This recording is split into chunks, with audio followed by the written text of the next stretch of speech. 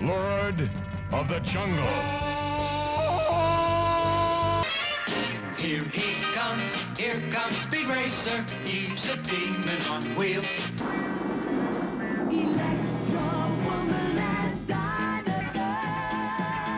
Remember being glued to the TV in footy pajamas, cereal spilling in your lap, while the weirdest shows ever made lit up your living room? Back when Saturday mornings meant time travel, talking dune buggies, and villains with glitter capes? If you remember it, you're not alone. And if you don't, oh, you're in for a treat. This is Memory Surge. I'm Kevin, and today we're diving into 30 weirdest 1970s TV shows too good to forget. So pour your tang, sit tight, and get ready to take a trip down memory lane right after you smash that subscribe button.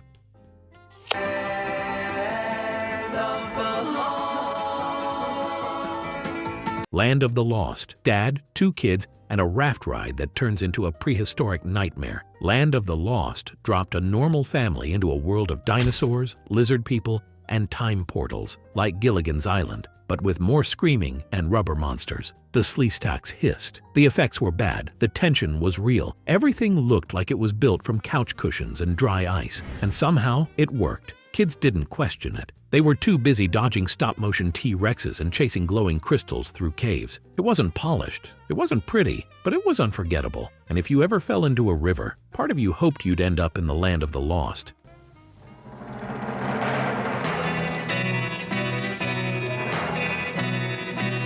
The Tomorrow People. Before cell phones and Wi-Fi, these kids talked with their minds. The Tomorrow People was a British sci-fi series where teenagers had psychic powers, teleported through walls, and saved the world, after school, of course. They called themselves the next stage in human evolution. No capes, no gadgets, just glowing crystals, slow-motion effects, and lots of staring really hard. Their hideout had sliding doors, blinking lights, and a computer that talked back. It all looked homemade, and that was part of the charm. Episodes moved slow, but the ideas felt big. It wasn't flashy, but it made you believe anything was possible. If you ever stared at a door and wished it would open, this show made that feel real.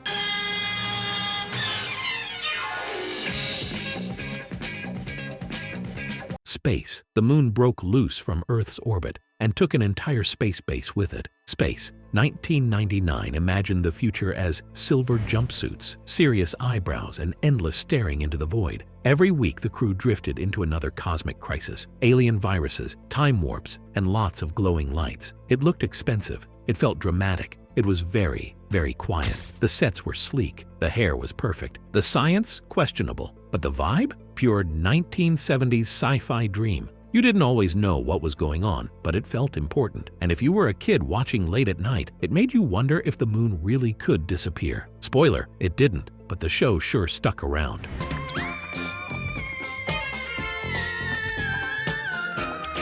Quark. He was a space janitor. His ship collected cosmic trash, and somehow it was a TV show. Quark was sci-fi comedy at its weirdest, part parody, part chaos, and all polyester. The crew? A talking plant, identical female clones, a cowardly robot, and one very confused captain. The jokes flew fast. The logic didn't. Everything looked like it came from a garage sale on Mars. But if you liked lasers, laugh tracks, and nonsense in orbit, it delivered. It only lasted 1 season, but left a crater of cult fans behind. Because sometimes cleaning up space garbage was more fun than saving the galaxy. And in the 70s, weird didn't mean broken. It meant unforgettable.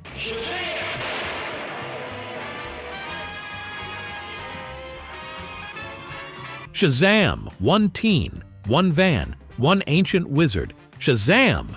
Was what happened when superhero stories met Saturday morning simplicity. Billy Batson traveled the country in an RV, solving problems and turning into Captain Marvel by shouting one word, loudly. No costume changes, no secret base, just morals, lightning, and lots of freeze frames. Each episode came with a lesson. Help others. Be honest. Respect your elders. And also, yelling at the sky might give you super strength. The effects were basic, the villains were mild, but it had heart. Kids didn't just watch, they believed. Because in the 70s, all you needed to become a hero was a good deed, a lightning bolt, and a really dramatic pose.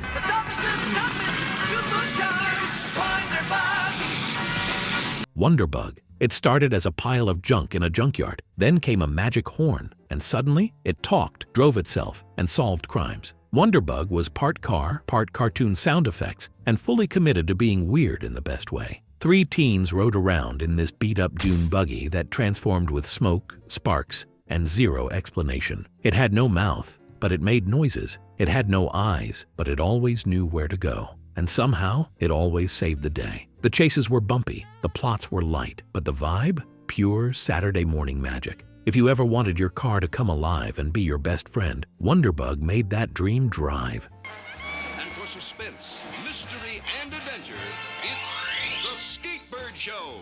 The Skatebirds. It was part variety show, part cartoon chaos, and completely covered in feathers. The Skatebirds starred three life-sized birds who skated around, fell down, and introduced weird animated segments in between. Knock Knock, Satchel, and Scooter weren't graceful, but they were loud, bright, and impossible to ignore. The costumes were oversized. The laughs were canned. The logic was missing. Sometimes they solved mysteries. Sometimes they just rolled in circles. But if you were a kid, it didn't matter. It was fun. The show came and went fast, but it left behind a trail of feathers and confusion. Because in the 70s, if you could skate and squawk, you probably had a TV show. And the Skatebirds proved it.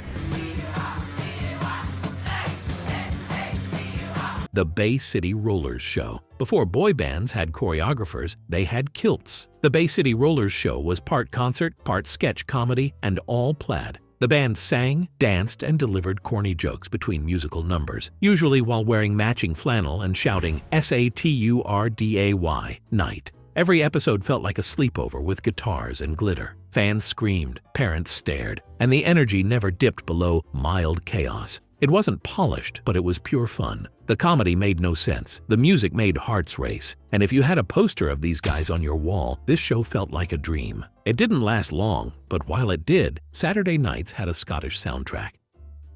Curiosity Shop. It wasn't a store. It was a doorway into the weirdest corner of educational TV. Curiosity Shop looked like a puppet workshop, a science lab, and a cartoon studio all got mixed up, and somehow it worked. There were talking computers, stop-motion bugs, and puppets that explained everything from gravity to good manners. Sometimes it felt smart, sometimes it felt like a fever dream. The show bounced from topic to topic without warning. 1 minute, math, next minute, a mouse doing stand-up. It was created to expand young minds. It definitely expanded imaginations. If you ever watched TV and thought, "What did I just see?" Curiosity Shop was the answer. And somehow, it made learning look cool.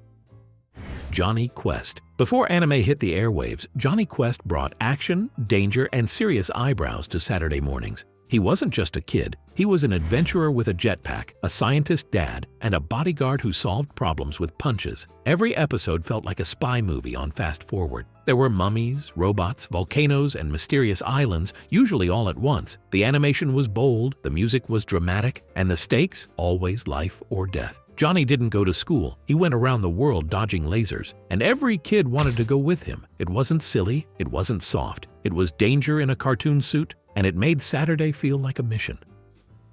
Lidsville, a kid falls into a magician's hat and lands in a world ruled by talking headwear. Yes, Lidsville was real, and yes, it was as strange as it sounds. There were cowboy hats, chef hats, even villain hats, all with faces, voices, and very strong opinions. It was colorful, chaotic, and slightly terrifying. Charles Nelson Riley played an evil magician named Hoodoo, who flew around yelling spells that never worked. The rest of the cast? Mostly foam and felt. The songs were catchy. The logic was gone. But the vibe? Pure Sid and Marty Krofft madness. If you ever looked at your hat and wondered if it had feelings, Lidsville made that nightmare come true.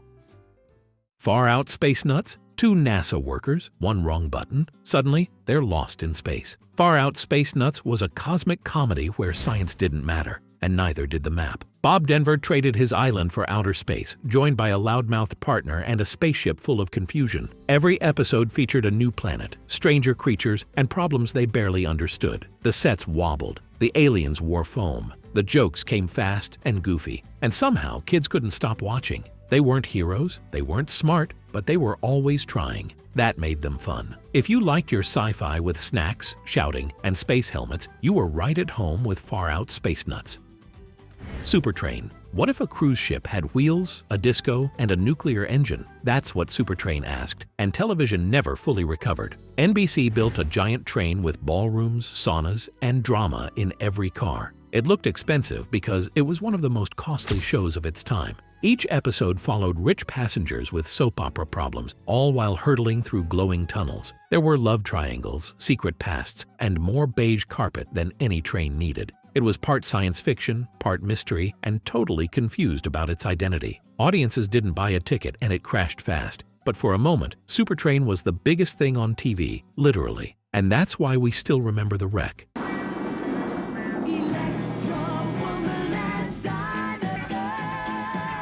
Electra Woman and Dyna Girl. They had gadgets, catchphrases, and boots you could see from space. Electra Woman and Dyna Girl were crime-fighting reporters by day, superhero icons by Saturday morning. Their lair had blinking panels. Their car had lasers. Their villains had names like the Empress of Evil and Glitter Rock. And the capes? Pure 1970s fabulous. They used electrocoms on their wrists to shoot beams, hack locks, and occasionally just sparkle. Every battle ended with a pun, a pose, and a lesson learned. It was campy, colorful, and completely committed to the moment. Kids didn't care about plot. They came for power poses and matching jumpsuits. And for a brief, glorious run, Electra Woman and Dyna Girl made being super look seriously fun. Inch High Private Eye. He was 1 inch tall and somehow still the best detective on the payroll. Inch High Private Eye took Saturday morning sleuthing and shrunk it to pocket size. He wore a trench coat, carried a magnifying glass bigger than his head, and rode around in the whisper-quiet Hushmobile. Criminals never saw him coming, literally. His team included a muscle guy, a teen niece, and a dog who mostly just panicked. Every case was absurd, and that was the charm. The jokes were corny, the animation was vintage, and the logic paper thin. But kids didn't care, because somehow being 1 inch tall made everything cooler. An Inch High Private Eye proved that small detectives could solve big mysteries. Here comes Speed Racer, he's a demon on wheels. Speed Racer. He drove fast, talked faster, and had the most dramatic theme song on TV. Speed Racer wasn't just a cartoon, it was a full-throttle adrenaline rush every Saturday morning. The Mach 5 had buttons for everything: jumping, slicing, scuba diving, you name it. Speed had a loyal crew: Trixie, Spritle, Chim Chim, and a mysterious older brother who wore sunglasses at night. Every episode was a blur of explosions, plot twists, and wild hand gestures. The animation was choppy, the voices were dubbed, but the energy off the charts. It wasn't about winning, it was about never letting off the gas. And if you yelled, "Go, Speed Racer, go!" with your cereal spoon in hand, yeah, you were doing it right. Speed Buggy. What if your best friend was a talking car with a stutter and a sense of humor? Speed Buggy made that dream roll in on 4 wobbly tires and a whole lot of charm. He beeped, joked, and raced his way through wild adventures with his teen crew, Mark, Debbie, and Tinker. Think Scooby-Doo, but swap the dog for a dune buggy. Every episode had a mystery, a chase, and Speedy saving the day with a goofy engine noise. The animation was simple, the laughs were easy. The fun never hit the brakes. Kids didn't just watch, they wanted their own talking car. And for a while, Speed Buggy made every garage feel a little more magical. Barney Barkley, he's the head of the Barkley house. The Barkleys. What if All in the Family starred a bunch of dogs in clothes? That's exactly what the Barkleys was, and somehow it worked. Arnie Barkley was a grumpy dad with a short temper and a loud bark. His family included a sweet wife, sassy daughter, goofy son, and a baby who didn't say much but stole every scene. They lived in a house, argued over dinner, and tackled everyday problems just like a real sitcom, except everyone had fur. The jokes were tame, the stories were simple, but the heart was there. And kids loved seeing a family that wagged their tails after every argument. The Barkleys didn't run long, but it left paw prints all over Saturday mornings.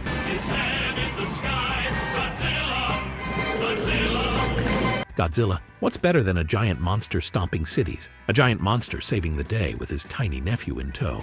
The Godzilla cartoon turned destruction into Saturday morning fun. Each episode featured a crew of scientists getting into trouble, then calling Godzilla like he was a fireman. He'd rise from the ocean, roar dramatically, and battle sea creatures, robots, or anything vaguely threatening. And then there was Godzuki, a clumsy, wing-flapping sidekick who sneezed fire and tripped over everything. Kids loved him. Parents had questions. The animation was classic. The plots were light. But the monster moments? Always big. Because in the 70s, even Godzilla had a soft side and a theme song. I'm Tarzan, Lord of the Jungle. Tarzan. Lord of the Jungle. This wasn't the grunting, swinging Tarzan from old movies. This Tarzan quoted philosophers and spoke perfect English while wrestling crocodiles. Tarzan, Lord of the Jungle, was an animated adventure with jungle wisdom and Saturday morning action. He rode elephants, outsmarted poachers, and protected ancient cities hidden in the vines. The animation had that classic Hanna-Barbera flair. Lots of running, leaping, and echoing yells. His sidekick, Nkema the monkey, mostly panicked. Tarzan stayed cool. Every episode felt like a lost legend from a comic book no one could find. It wasn't loud, it wasn't silly, it was bold. And for kids in the 70s, Tarzan made the jungle feel like the smartest place on Earth. Battle of the Network Stars. What happens when TV stars put down scripts and pick up dodgeballs? Battle of the Network Stars, where drama met gym class in the weirdest way possible. Actors from ABC, CBS, and NBC faced off in relay races, tug-of-war, and swimming competitions in very short shorts. There were sweatbands, slow-motion replays, and more ego than Olympic spirit. It wasn't about winning. It was about looking cool while pretending to care. And sometimes, they really did care. You'd see your favorite sitcom star nearly drown in the obstacle course and cheer anyway, because it was messy, unpredictable, and weirdly addictive. For one glorious moment, the biggest names on TV became the clumsiest athletes on Earth.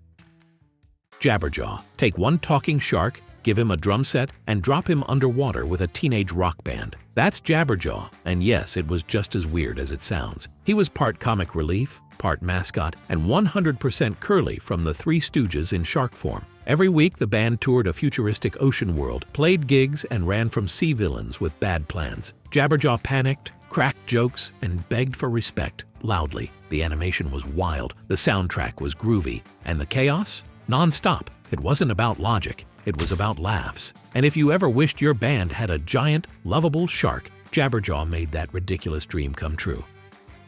Space Ghost. Space Ghost was the superhero who didn't need Earth. He had the entire galaxy to protect. Each episode featured strange planets, stranger villains, and a whole lot of floating. Zorak, Brak, and Moltar showed up to cause trouble. Space Ghost showed up to blast them into next week. He was serious, silent, and slightly confusing, but that only made him cooler. His sidekicks, Jan, Jace, and their monkey Blip, mostly stayed out of the way. It was dramatic. It was surreal. It was awesome. And for kids in the 70s, Space Ghost made outer space feel like a place you actually wanted to live. The New Adventures of Gilligan. Same island, same castaways, just flatter and more animated. The New Adventures of Gilligan took the classic sitcom and turned it into a Saturday morning cartoon, with all the coconut-powered charm still intact. Gilligan was still clumsy, the skipper still yelled, the professor still couldn't fix the boat. Only now, everything came with sound effects and exaggerated facial expressions. The stories were simple, the jokes familiar, and the pacing slower than a bamboo raft. But for fans of the original, it was like visiting old friends, drawn in crayon. It wasn't edgy, it wasn't fresh, but it gave Gilligan another shot at escape, which of course he blew every time. And honestly, that was the whole point.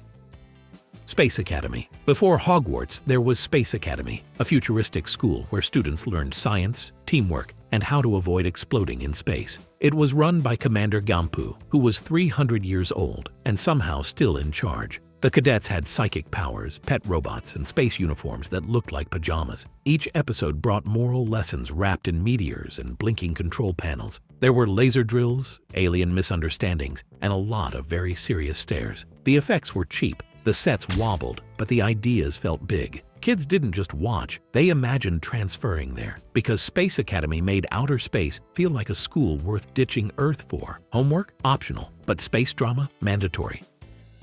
Charlie's Angels. Charlie's Angels wasn't just a show, it was a phenomenon wrapped in lip gloss and karate chops. 3 smart, stylish women took on undercover missions for a boss they never saw. Charlie only called, Bosley tagged along, and the Angels did all the real work. One day, they were teachers. The next, Vegas showgirls. Disguises were everything, and no villain stood a chance. It was action. It was glamorous. It was pure 1970s cool. Every kid wanted to be one. Every adult secretly watched. Charlie's Angels made justice look fabulous and proved you could take down bad guys without ever messing up your blowout.